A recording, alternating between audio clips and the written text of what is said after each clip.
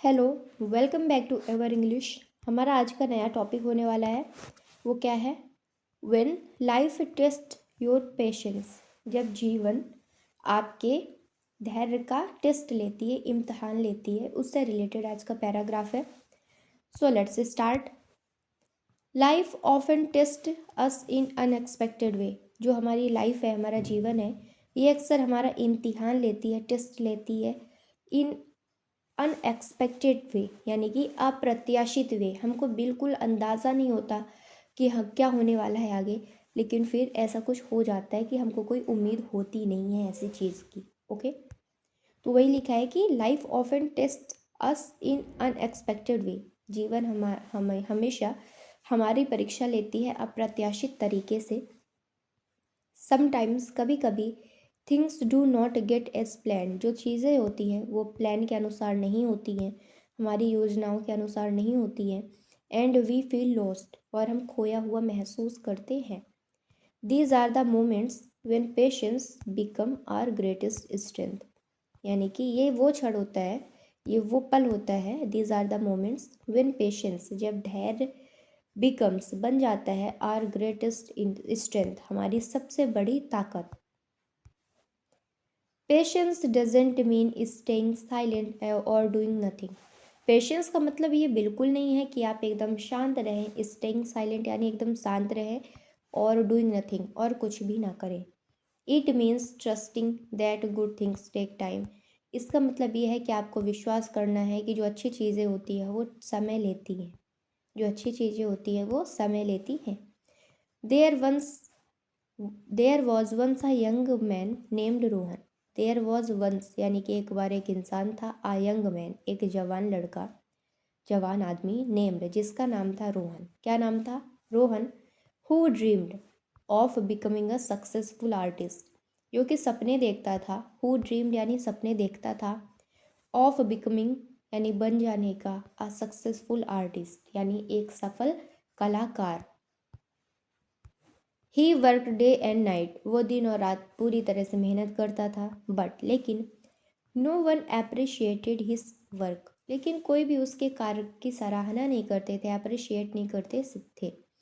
Every gallery rejected his paintings, जो सभी gallery होती थी, प्रदर्शनी होती थी, उसके पेंटिंग्स को क्या करती थी? अस्वीकार कर देती थी, रिजेक्ट कर देती थी। Disappointing, he thought about giving up, यानी निराशावश, वह निराश होकर सोचता है। ही थॉट यानी वह सोचता है, अबाउट गिविंग अप हार मान लेने का उसके अंदर विचार आता है।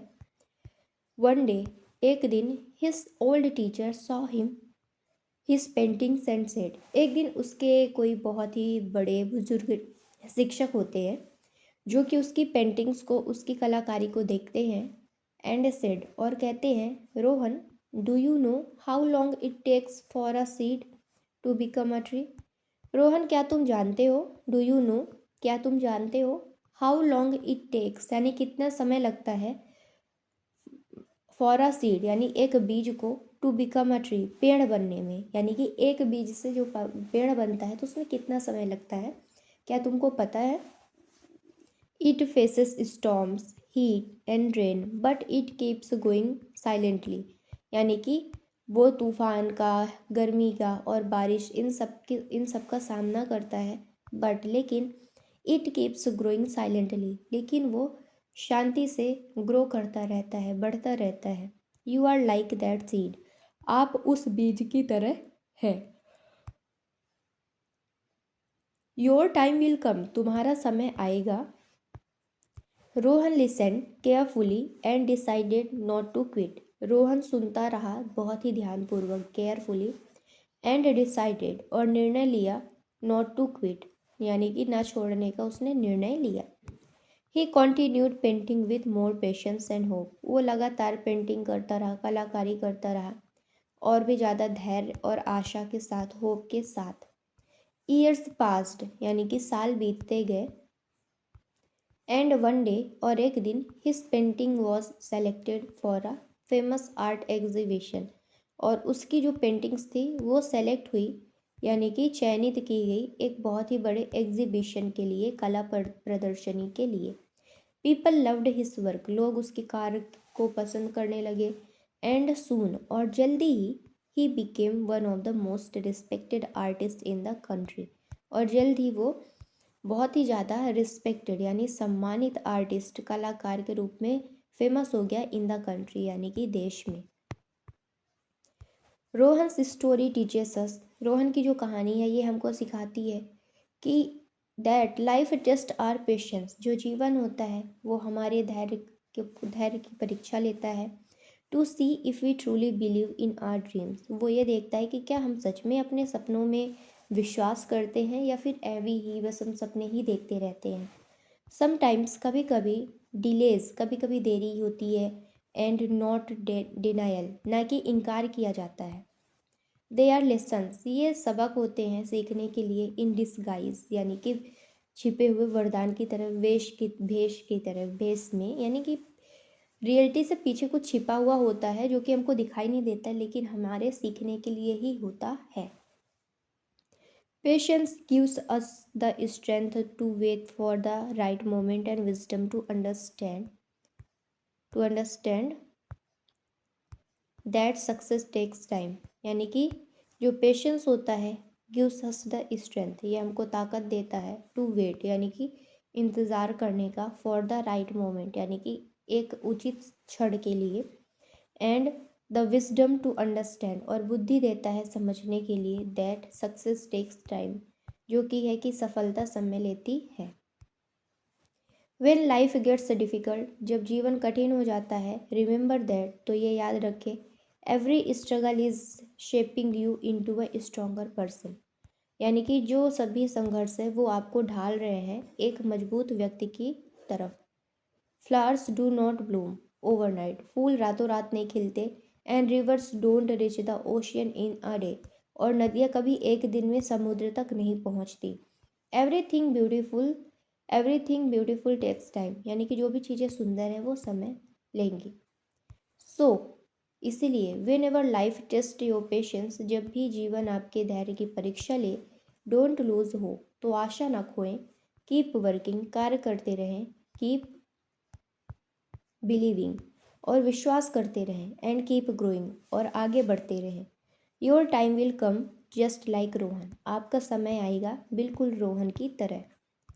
वोकैबलरी, पहला वर्ड है अनएक्सपेक्टेड यानी अप्रत्याशित। नेक्स्ट इज एप्रिशिएटेड यानी सराहना करना। अगला वर्ड है डिसअपॉइंट यानी निराश। सीड यानी बीज। स्टॉर्म यानी तूफान। नेक्स्ट वन इज सेलेक्टेड यानी चयनित। अगला वर्ड है एग्जीबिशन यानी प्रदर्शनी। डिले यानी देरी। विजडम यानी बुद्धि। ब्लूम यानी खिलना। ओके, अब हम पढ़ेंगे ईडियम्स। क्या पढ़ेंगे? Idioms. Rome was not built in a day, महान चीज़ें समय लेती है। पेशेंस इज़ अ वर्च्यू, धैर्य एक गुण है। ऑल इन गुड टाइम, यानी हर चीज़ें अपने समय पर होती हैं। नेक्स्ट है होल्ड योर हॉर्सेस, यानी जल्दबाजी मत करो। Slow and steady wins the race, धीरे धीरे जीत होती है। अब हम फ्रेजल वर्ब करते हैं। पहला है हमारा गिव अप यानी हार मानना। कैरी ऑन यानी जारी रखना। होल्ड ऑन यानी डटे रहना। टर्न आउट यानी साबित होना। और लुक फॉरवर्ड टू यानी उत्सुकता से इंतज़ार करना। ओके, अब हम MCQs करते हैं। हमारा जो पहला क्वेश्चन है वो क्या है? What was Rohan's dream, Rohan का ड्रीम क्या था, उसका सपना क्या था? To become a singer, to become an artist, to become a teacher, to become a writer. तो उसका सपना क्या था? उसका सपना था टू बिकम एन आर्टिस्ट, यानी आर्टिस्ट बनने का। What did the galleries do to his paintings, जो गैलरीज थी वो क्या करती थी उसकी पेंटिंग को? Accepted them, rejected them, sold them, ignored them. तो क्या करती थी? जहाँ प्रदर्शनी लगती थी वहाँ से उसकी पेंटिंग्स रिजेक्ट हो जाती थी, तो क्या होगा answer? Rejected them. Next question है what did Rohan's teacher compare him to, Rohan के टीचर ने उसकी तुलना किससे करी? A bird, a seed, a mountain, a flowers. तो उसकी तुलना आ सीड यानी एक बीज से करी। Next one is what does patience mean according to the passage, patience का मतलब पैसेज के अकॉर्डिंग क्या है? डूइंग नथिंग, कुछ भी नहीं करना। स्टेइंग काम एंड ट्रस्टिंग टाइम, यानी कि शांत रहें और समय पर विश्वास रखें। या फिर गिविंग अप ईजली, यानी कि हार मान ले आसानी से। या फिर गेटिंग एंग्री, या फिर काफ़ी गुस्सा हो। तो क्या है आंसर? बी नंबर, स्टेइंग काम and trust timing.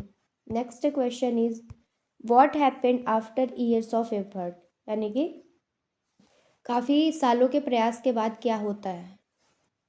Rohan failed again, Rohan दोबारा हार जाता है। Rohan's painting was selected, Rohan की पेंटिंग सेलेक्ट हो जाती है। Rohan stopped painting, Rohan painting करना रोक देता है। या फिर रोहन मूव्ड अब्रॉड, या फिर रोहन अब्रॉड चला जाता है। तो आंसर है B, Rohan's painting was selected. Next question है what does the story teach us, ये कहानी हमको क्या सिखाती है। To give up when tired, यानी कि हार मान लेना जब आप थक जाएं। To keep patience during tough time, यानी कि कठिन समय पर भी धैर्य रखें। टू स्टॉप ड्रीमिंग, यानी कि सपना देखना छोड़ दे। टू रश फॉर सक्सेस, यानी कि सक्सेस के लिए पीछे भागे। तो हमारा आंसर है B number, to keep patience during tough time.